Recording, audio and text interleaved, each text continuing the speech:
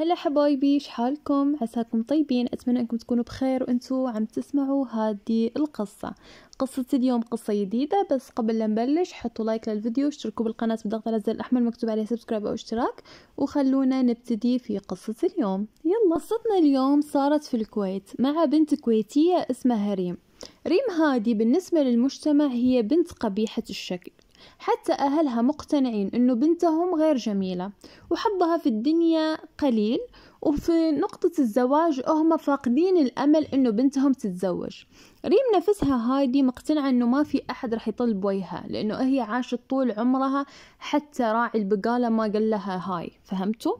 فريم هادي طافت 20 27 28 29 30، ما في أي أحد في حياتها ما عاكسها أو كلمها أو لمح لها بإعجاب. فهي البنت فقدت الأمل من موضوع الزواج، وشايفة أنه هذا نصيبها من الدنيا وربي كتب عليها هذا الشكل البسيط، فهي لازم تتأقلم ونست موضوع الارتباط نهائيا. في يوم من الأيام ريم كانت محتاجة ورقة حكومية من أحد الدوائر، فتوجهت إلى الدائرة اللي راح تسحب منها معاملتها وتوجهت عشان تاخذ الورقة. المهم مع المعاملة تم تعطيل معاملتها، فريم حاولت أول مرة، تاني مرة خلصوني أبغى ورقتي، كل مرة يتماطلوا عليها. فآخر مرة صارت تصارخ وعصبت وقالت لهم أنا لي فترة أروح وأرد وما في أي استجابة، وهذه مش طريقة تعاملوني فيها. في الوقت اللي كانت ريم قاعدة تصارخ على الموظفة اللي مفروض تخلص معاملتها، سمعها مدير القسم. طلع الرجال من مكتبه وتوجه عند ريم وقال لها أختي اهدي، وش صاير؟ شو السالفة؟ أنا أساعدك، نحن آسفين، أنا أعتذر لك، تفضلي على مكتبي وأنا راح أحلك مشكلتك الحين، وإن شاء الله ما يصير إلا أمرك. فعلا ريم راحت مع الرجل إلى المكتبة. خلينا نسمي هذا الرجل سلمان. سلمان هذا شاب في الثلاثينيات من عمره، جميل جدا، وسيم، طويل، طول بعرض، معضل، مهتم بنفسه وبشكله وبجسمه، أبيض البشرة. المهم إنه الولد كامل والكمال لله، وفوق هذا شاطر في شغله ورئيس في دوامه، وكمان من أحد أكبر العوائل في الكويت، يعني غنى وجمال ومال وكل شيء موجود. المهم ريم راحت معاه للمكتب وقالت له يا أخي لي فترة أروح وأرجع وأبغى ورقتي وجالسين يماطلون علي وأنا تعبت وكذا. فقال له خلاص أنا راح أحلك المشكلة. وما بين الحديث ابتدى يتغزل في ريم. ريم شوي انصدمت. ليش؟ لأنه أول مرة أحد يعاكسها في حياتها وقاعد يوصف جمال، وهي نفسها مش مقتنعة أنه هي فيها نقطة جمال. وفوق هذا شوي ارتبكت، وكمان استوعبت أنه هو هذا يعتبر نوعا من التحرش. فقالت له أخوي احترم نفسك، أنا داخشة أبا تحلي مشكلتي، مش أنك يعني تعاكسني. فهو قال لها أختي هدي نفسك، لا تفهميني غلط، أنا قصدي شريف. وقام عطاها رقم تليفونه، قال هذا رقم تليفوني، وإذا احتجتيني في أي شيء اتصلي على هذا الرقم، أنا راح أساعدك. راحت ريم على بيتها وجلست تتفكر مع نفسها، أتصل ما أتصل، أتصل ما أتصل. بعد تفكير طويل إلين الليل قررت إنه هي تركب الرقم وتدق عليه. قالت خليني أجرب، هذه فرصة، أنا عمر أحد في حياتي ما غزلني ولا كلمني، ممكن الولد يكون حبني فعلا أو إنه مقصده شريف. فعلا يوم اتصلت ريم على سلمان دقت عليه، قالت له ألو سلمان، هلا أخوي. فقال أهلا. قالت عرفتني؟ قال أكيد عرفتك، مو أنتي ريم اليوم اللي كنتي في الدوام؟ قالت نعم هذه أنا. قال له أنتي وش مفكرة؟ هل تعتقدي أنه أنا أوزع رقمي على كل الناس؟ رقمي هذا ما يطلع إلا للناس المميزة. المهم ابتدت تتكلم هي والولد، عرفها على نفسه، على أهله، على بيئته، على حياته، على شغله، وهي نفس الشيء. بعد كلام مطول انتقلت العلاقة من مكالمات هاتفية إلى لقاءات خارجية، ومع الوقت صارت قصة حب ما بين سلمان وريم. في يوم من الأيام اتصل سلمان على ريم وقال لها بالحرف شوفي يا بنت الناس، أنا مو مال خرابيط وطلعة ونزلة، تبين الحلال، تبيني أتزوجك، أنا مستعد أبعت أهلي وأجي أتقدم، وإذا تبين بس تضيعين وقت وتتكلمين في التليفون وما عندك سالفة وما تبين الحلال، فأنا أعتذر منك، مضطر أنهي العلاقة هني. طبعا ريم ما صدقت خبر، هي أصلا كانت تعتقد أنه هي في حياتها ما راح تتزوج ولا راح يصير عندها عائلة وأسرة، فقالت لا طبعا أكيد أنا بعد أبا أتزوج وأبا أستقر معاك وأنا أحبك ومن هالكلام. أخذت ريم رقم أبوها وعطته حق سلمان، وسلمان اتصل على أبو ريم وقال له أنا أبغى أجي أتقدم حق بنتكم فلانة. الأب ما صدق خبر، قال له أوكي تعال حياك الله. لما راح الولد اللي هو سلمان على بيت ريم عشان يتقدم، الأب هنا جات الصدمة. ليش؟ الولد جميل جدا ومن أحد أكبر العوائل، ناس أغنياء جدا جدا جدا من أثرياء البلد. فيوم شافه قال له أنت متأكد أنه أنت جاي تطلب بنتي أنا ريم ولا ريم مالت الجيران؟ قال لا أنا أبا ريم فلانة الفلانية. جابوا البنت اللي هي الشوفة الشرعية انه هادي انت تبى هادي، قال ايوه انا هادي اللي اباها. المهم اهل الولد منصدمين من اختيار ولدهم، واهل البنت منصدمين من اختيار الولد لبنتهم. يعني المهم قالوا يباها خلاص الله يسهل عليهم، الله يهني سعيد بسعيدة. ابوها قال نحن ما نتشرط وما طالبين مهر كبير، يكفينا 5000 دينار. فقام سلمان قال لا خواتي البنات متزوجين ب10,000 دينار وما هي أقل منهم، ريم راح تاخد 10,000 دينار مهر و10,000 دينار ذهب، والعرس على حسابي وشهر عسل في باريس. المهم أهل البنت فرحوا حق بنتهم وقالوا الحمد لله وهذا عوض من الله. والبنت كانت وايد مستانسة، وصحباتها صار الكلام يلف والغل والغيرة ابتدى يظهر عليهم، وشلون هذه القبيح هذا المزيون، وصدق من قال حظ القبايح في السملايح ومن هالكلام. المهم إنه ريم تملكت على سلمان وابتدت تجهز حق زواجها. أخذت من أحسن البراندات لبس ومجوهرات وشنط وكل شيء. حضرت عرسها بعد، عرس فخم يليق فيها ويليق في الريال اللي هي بتاخده. واستوى الزفاف. كانوا مقررين ريم وسلمان إنه ليلة الدخلة تصير في باريس. المهم بعد ما خلصوا الزفاف توجهوا على المطار، ومن المطار على الطيارة، ومن الطيارة إلى باريس، ووصلوا إلى الأوتيل اللي مقررين إنهم يعملوا فيه ليلة الدخلة. دخلت ريم على الحمام وغيرت ملابسها وجهزت نفسها وطلعت، وبعدها دش سلمان عشان هو بعد يغير ملابسه ويجهز نفسه. بدت ريم على طرف السرير تنتظر طلوع سلمان من الحمام. يوم طلع سلمان هني صارت أول صدمة ريم، وتمت تطالع فيه بطريقة مريبة. سلمان كان طالع من الحمام وهو لابس لانجري مال حريم. قالت له شنو هذا؟ شو هذا اللي انت لابسه؟ فقعد يضحك سلمان وقال لها هذا أنا وانتي هني، أنا نوني وانتي لولي. راضية؟ عاجبك؟ أهلا وسهلا. مو عاجبك؟ مع نفسك. تبين تطلقين؟ مع نفسك، أنا مو خسران شيء. نرد الكويت وأطلقك ويلا كل واحد يروح في حال سبيله. لكن شوفي الناس شو راح يقولون عنك، قبيحة ومو حلوة ومطلقة من أول يوم في الزواج. يعني وش تبين الناس يقولون؟ أنا ريال وما يعيبني شيء وما حد راح يتكلم عني، وكل الكلام السيء راح يجي فيك. الحين انتي اختاري تتمين معاي على وضعي هذا، أنا راح أبسطك وأسوي لك كل اللي تبينه، سيارة فخمة، ذهب، ألماس، مجوهرات، شنط، ماركات، اللي تبينه بسويه لك، أنا تحت أمرك. ما تبين تردين الكويت وتنفصلي عاد بكيفك. قال لها أنت محسبتني أنا بطلع في وحدة نفسك؟ أنت شايفة شكلك، شايفة وجهك في المراية على شنو؟ هذه هي الحقيقة، أنت شينة وما حد يطلع في وجهك، وأنا هذا حالي وبأسر على نفسي، وأهلي غتوني تزوج تزوج تزوج تزوج، فكان القرار أني أتزوجك، وأنتي كذا كذا ما كنتي رح تتزوجين، فأنا أنقذتك من شبح العنوسة وأنك تسمين طول عمرك عانس، وأنتي أنقذتيني من زن أهلي وأنا هذا حالتي. المهم بعد ما فكرت ريم شوي، فكرت في كلام الناس وأهلها والصدمة اللي راح تجيهم إن رجعت واتطلقت، قالت لا أوكي أنا موافقة. المهم قضوا كل شهر العسل على نفس الحالة، نايمين في الغرفة كأنهم إخوان، ينزلون الشارع، يلبس ملابس غريبة، يلبس فساتين، يلبس كعب، وينزل يتمشى في الشوارع، وهي بس معطيته وضعية المصدومة والطالعة، طالع حركاته وتصرفاته ولبسه.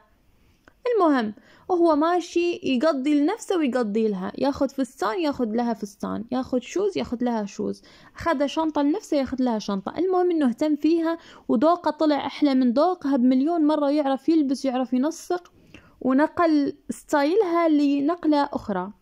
المهم بعد ما خلص شهر العسل ردوا إلى الكويت. بعد ما وصلت للكويت أهلها مبسوطين ويباركون، وأهلها نفس الشيء، مبروك الله يتمم عليكم ومنك المال ومنها العيال ومن هالكلام.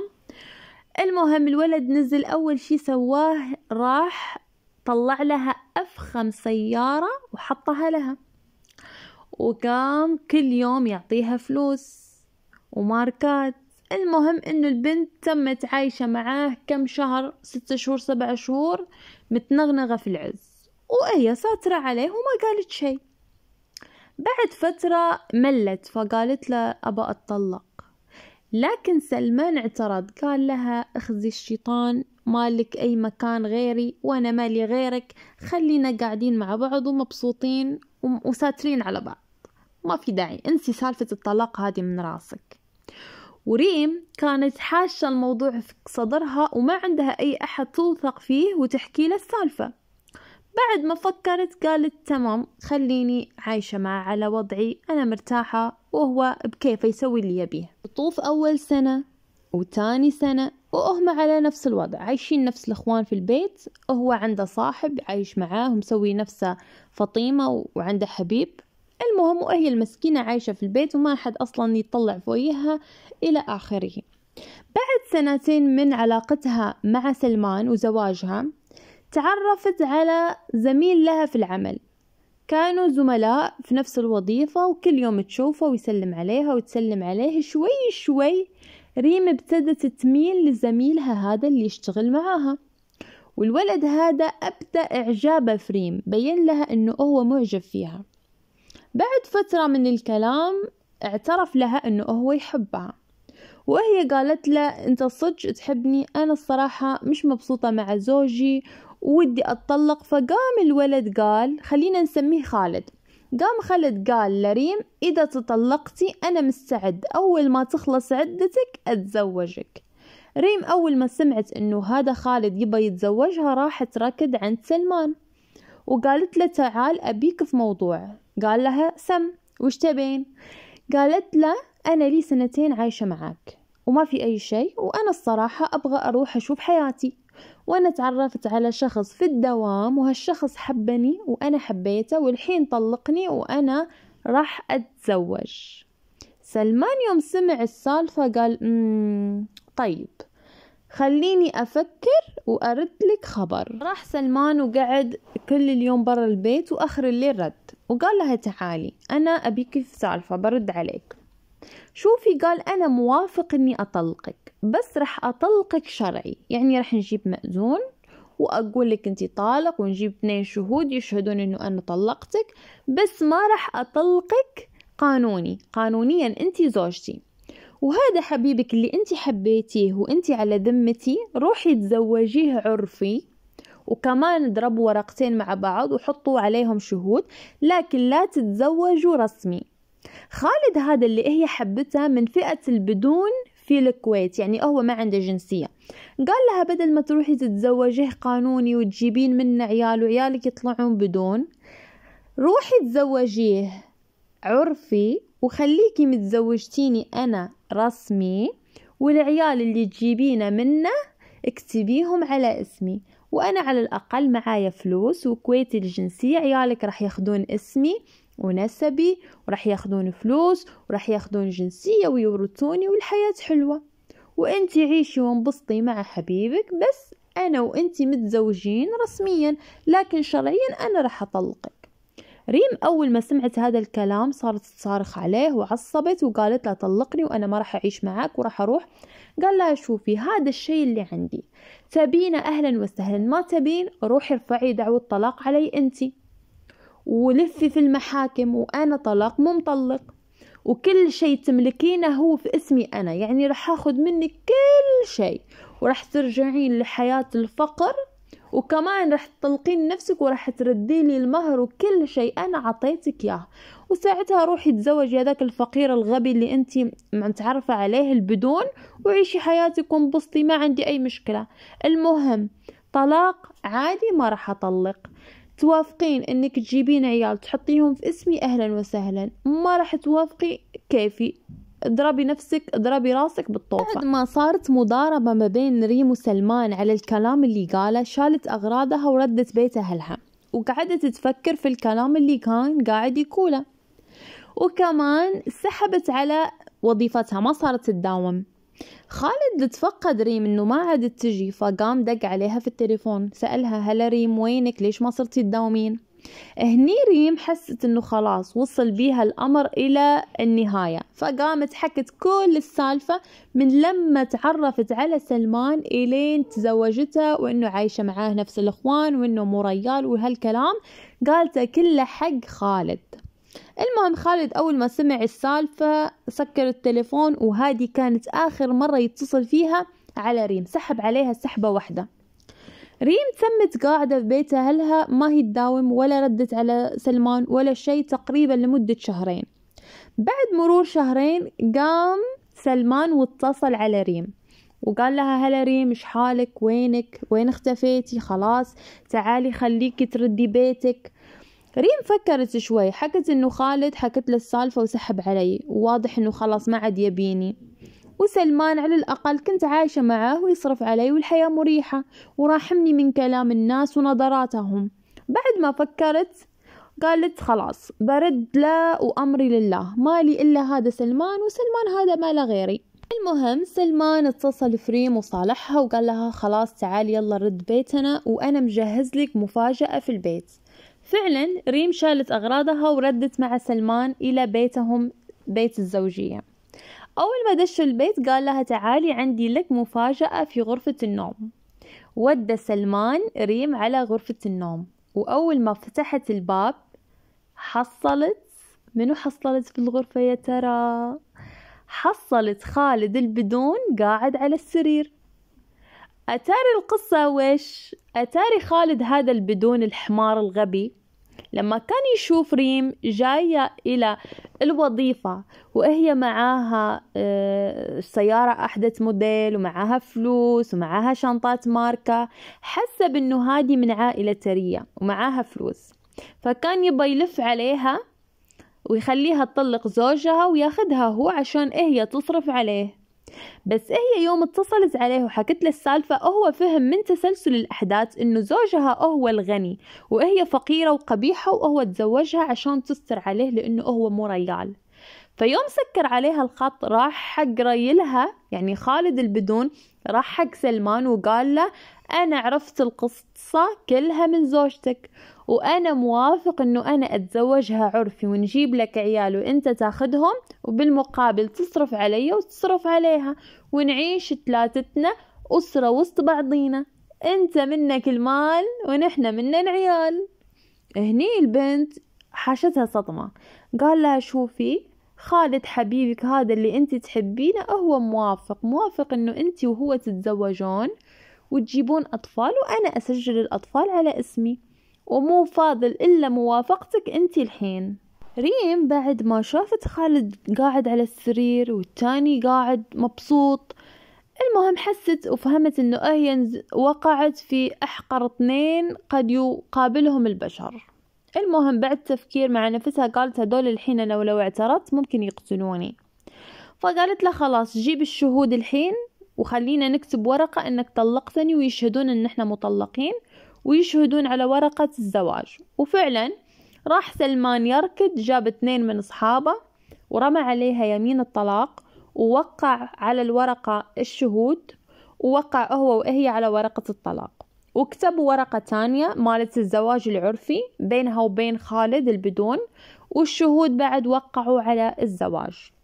وقالت لهم عطوني الورقة، ورقة الطلاق ورقة الزواج، بحتفظ فيهم لنفسي كضمان. فعلا خدت ورقة الزواج وخدت ورقة الطلاق وطلعت من البيت.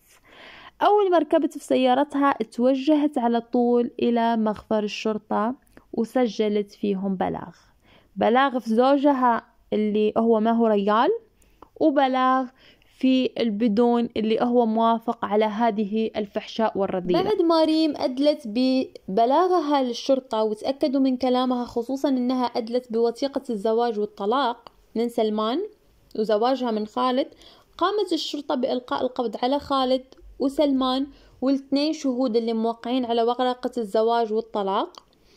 ومن هنا انفضحت قصة سلمان عند أهله وأهل ريم، وفي كل الكويت تقريبا صارت تسمع بالسالفة. وكمان ريم تطلقت طلاق للضرر وردت تعيش عند أهلها في بيت أهلها نفس أول. صديقاتها عرفوا إنه ما في لا حظ القبايح في السما لايح ولا شيء، وإنها المسكينة كانت شايلة وساكتة. وسلمان الله عطاه من الستر سنين لكنه هو ما اتعظ، فكان لازم له فضيحة عشان يعرف ان الله حق. والله اعلم بعد ما يطلع من السجن شو راح يكون مصيره. المهم حبايبي، هذه هي كانت قصة اليوم. اتمنى تكونوا حبيتوا القصة. اذا حبيتوها حطوا لايك، اشتركوا بالقناة بضغط على الزر الاحمر مكتوب عليه سبسكرايب او اشتراك، واشوفكم في قصة قادمة. بوسات كتير، باي باي.